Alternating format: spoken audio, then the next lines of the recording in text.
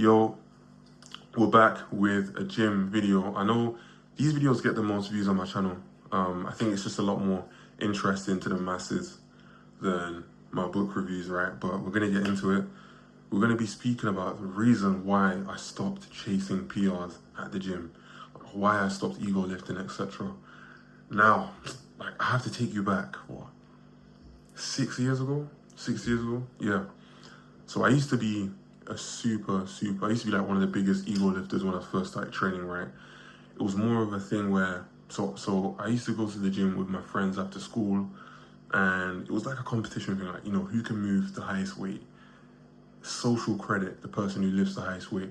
And I was always the strongest, right? Out of my friendship circle, I was always the strongest, so I wanted to kind of maintain that image, right?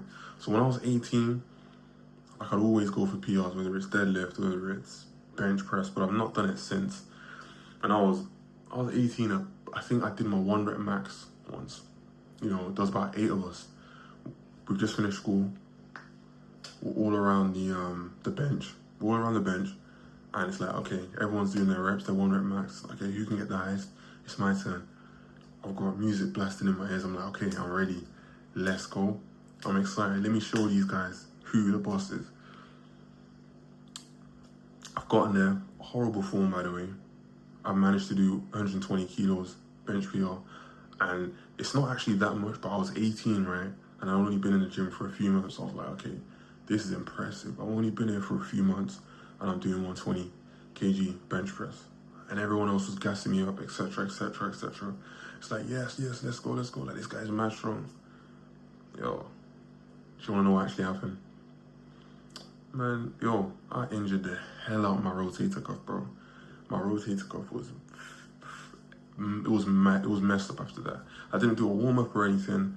I literally just tried to do 120k. I did it just about. My rotator cuff was mashed. So that was my first and last ever gym injury, actually. Like, that was my first gym injury. I couldn't bench for like 3 weeks. I still tried to do other exercises, but my rotator cuff was messed up. It was messed up. So from then on, I told myself, like, I'm not gonna ego lift. Like, what's the point? You're just gonna get injured. And who do I really want to impress? Like, when you actually think back and ask yourself your motive for going to the gym, right? Why am I actually going to the gym? Why am I actually lifting these weights? It's to look good and feel good. Simple as. It's to look good and feel good.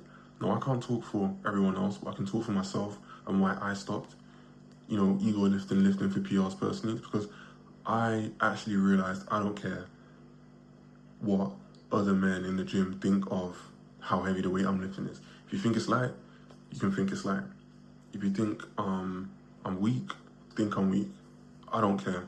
Like, I actually don't care. It's more of an ego thing, and I've seen so many people injure themselves because of it, and I'm not gonna be one of them.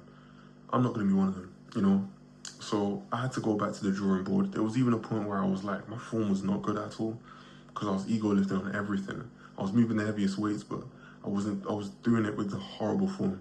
And if I do that long enough, I'm risking a serious injury, which is gonna affect me long term, right? Like, the biggest rule in anything long term, like the gym, finances, etc., you don't want to take a risk that can potentially wipe you out the game, right? So you always want to make sure you're staying in the game. And getting an injury because you're ego lifting is the complete opposite of that law. You're not staying in the game if you're getting an injury, because you literally can't train, right? So I had to go back to the drawing board. I stripped down all the weights I was doing because I realized I just want to look good. I want to look like I work out. I want to be aesthetic. At that point where I benched 120 kg, I was just big. Like, I didn't really look lean or anything aesthetic. It wasn't really too eye-catching. I was just big because I'm tall as well. Like, I was just big. That's pretty much what it was, right? So with my rotator cuff injured, I realized this can't happen again, because now it's my rotator cuff. What could it be next time? Might be my arm, my ACL. So let me just chill. Like, I realized, like, I want to go to the gym to look good, feel good. So let me work in accordance with that.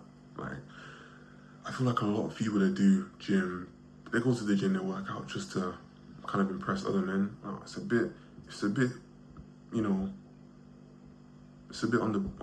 the side of things. I've got no problem with that, but it's not for me personally. Like, personally, I'm in the gym to look good, be confident of myself and proud of what I see when I look in the mirror. It's a good statement. It shows your discipline, and also the bonus, it makes you attractive to the opposite sex, right? Now, benching PRs to injuring yourself, bulking just to get super heavy does not do the same thing, right? So you want to train slowly for aesthetics. Keep yourself in the game long enough. Stop taking, what's the reward for doing a weight that's potentially going to injure yourself? There's no reward for that.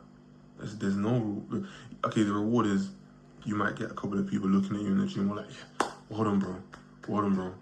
And then what? And then what? The more you do it, the more often you risk getting injured. And I'm not saying, listen, train to comfort. Don't train to failure. You definitely need to push yourself, do more than last time, train to failure. But stop risking your life by having horrible form, lifting weights you know you shouldn't be lifting just to get the validation of others. Don't do that.